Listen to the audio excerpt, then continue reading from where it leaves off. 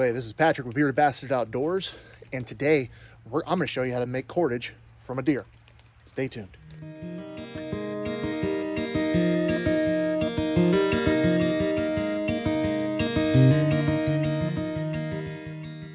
So this weekend I've been processing deer that I've harvested over this hunting season, and I would be remiss if I didn't show you how to make cordage. Cordage from the sinew of a deer is something that predates modern technology, obviously, back from Native Americans and beyond.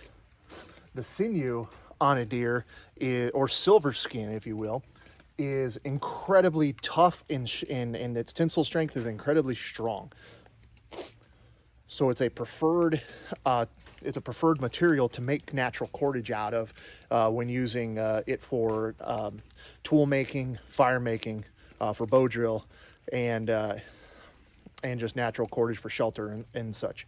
So again, I would be remiss if I didn't take opportunity to show you how to process the sinew and then how to go about processing it to make natural cordage. So let's go. So on the deer, the sinew right along the back strap here, from its tailbone all the way up its spine, right here.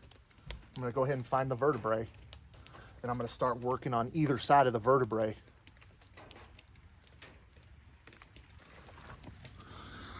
And if you see right here, all this fibrous tendon right here, that's the sinew, okay? All right, so fast forward a little bit, I got the deer separated from the head to the tail, and I'm just going along the rib cage here, okay? You can feel the rib cage here, and I'm just basically just filleting it out best I can. I'm not a butcher, so don't hate on me.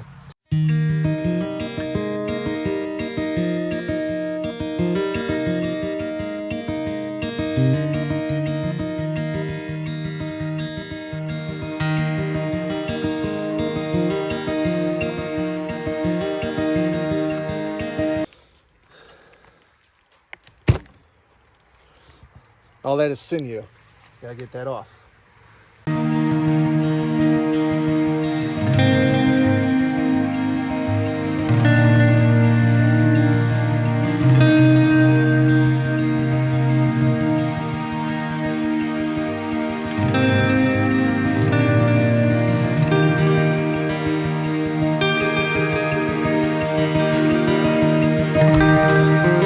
So as you can see, it's kind of a process, but you know, just take your time.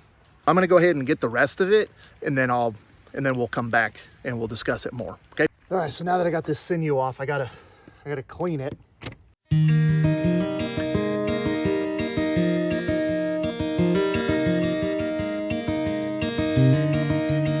Okay.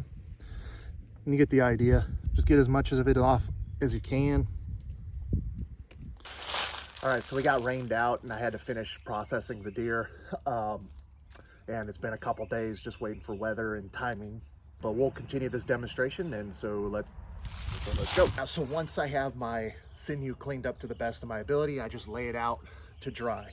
So fortunately though, I have a bunch that's already dry right now. So for demonstration purposes, we'll let this stuff dry and we'll use this to demonstrate.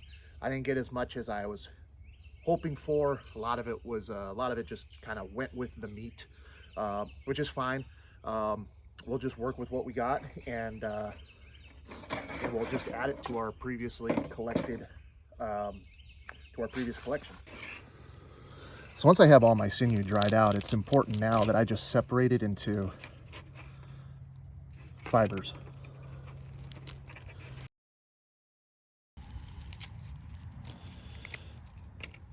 So again, you can see all of these strands right here, and that's all I'm doing is I'm just kind of peeling it apart.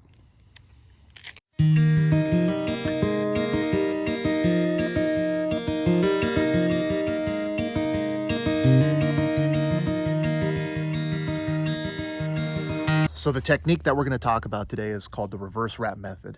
The reverse wrap method was first introduced to me in SEER school as a way to make cordage out of natural materials, any fibrous materials. So this can be done with the sinew, this can be done with grasses, with barks, with linens, anything that's fibrous And the way that it works is the reverse wrap method. As you twist it, you're twisting it against itself. So as tension is applied to it, it just keeps its integrity and strength. Okay, so what I'm going to do is I'm going to grab some of these fibers and I'm going to marry them up, meaning that I'm going to get them as even as possible. I'm going to grab a whole batch of them, actually. Okay, and it doesn't look like much right now, but that's okay, because we're going to just roll them all together.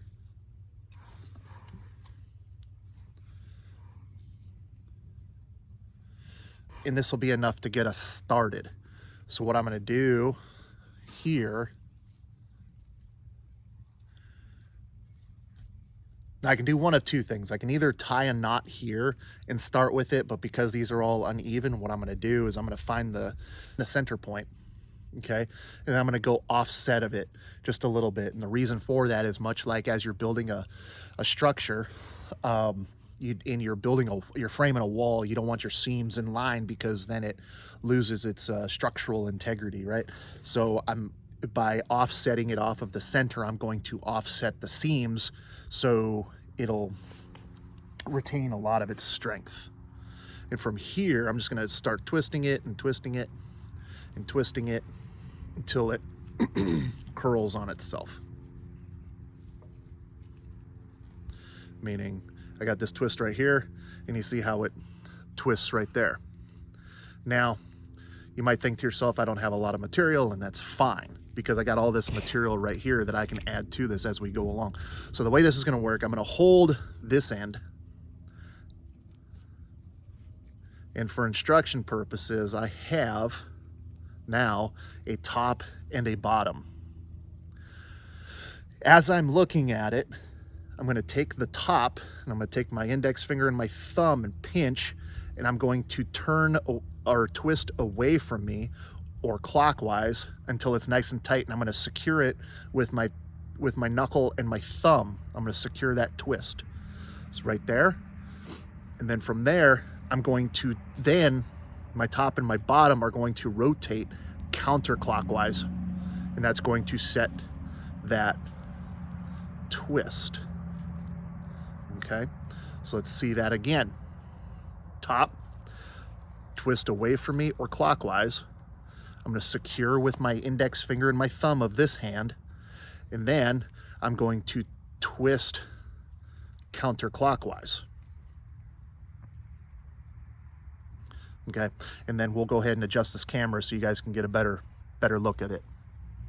So an important point when working with sinew that needs to be discussed is that while it is dry, it is super brittle, and you lose some adhesive properties.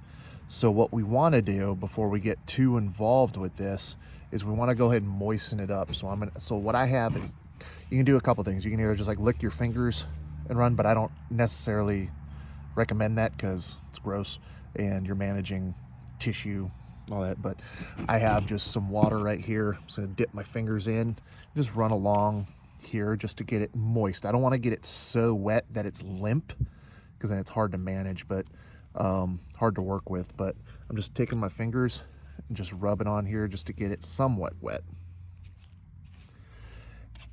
And what this does as well is, as it dries, it'll actually shrink up and will increase the strength of our rope.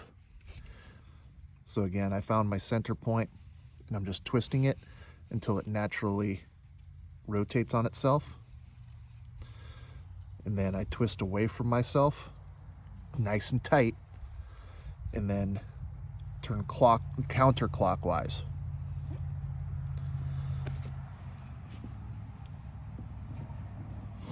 And I continue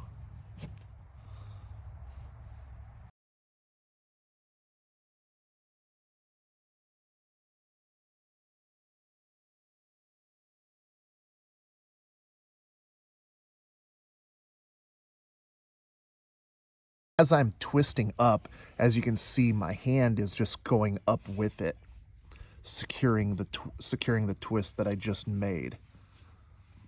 Okay, now I'm kind of running out of material here, but as you can see, the twist, I mean, that's coming along nicely.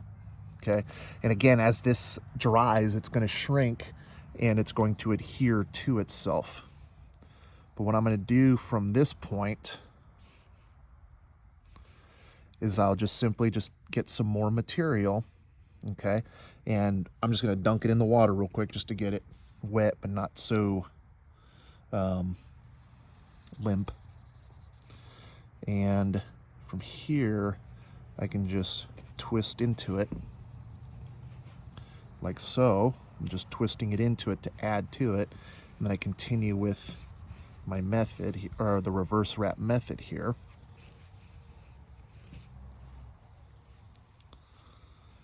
Okay, and again, running a little low there.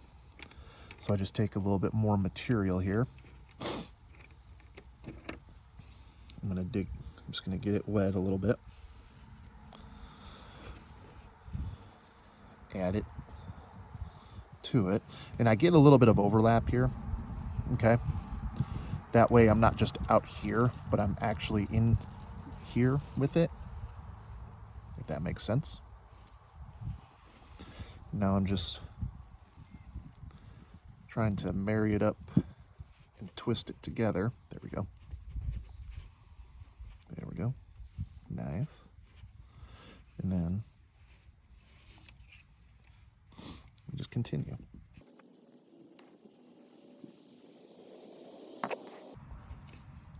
Now another thing with Sinew is it's incredibly forgiving, so if you see that you kind of botched it up a little bit, that's fine, just undo it. Go back. Okay.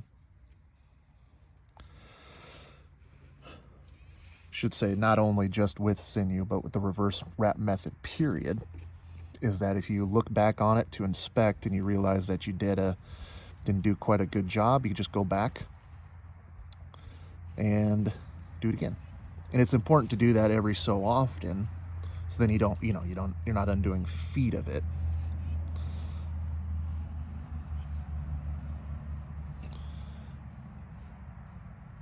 And look back, that looks much better.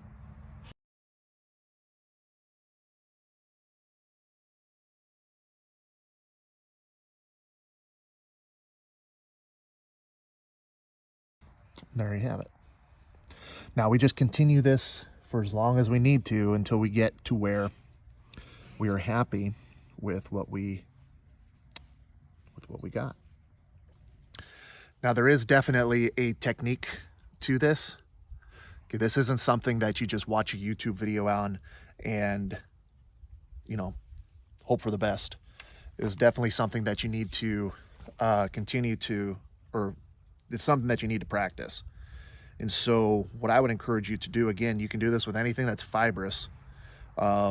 So you can go and get yourself some jute from Walmart and just take that apart into the strands and practice rewrapping it. You can break up some old t-shirts into fibers and practice that way. You can get some dead grass, some bark. Cedar bark is really good for this as well. But again, practice makes perfect, and you want to be able to do this method prior to actually needing it. So I hope this video was beneficial to you. I hope you enjoyed the video. I know it was just a quick rundown of how to do the reverse wrap method, but like I said, just watch the video again if something didn't make sense.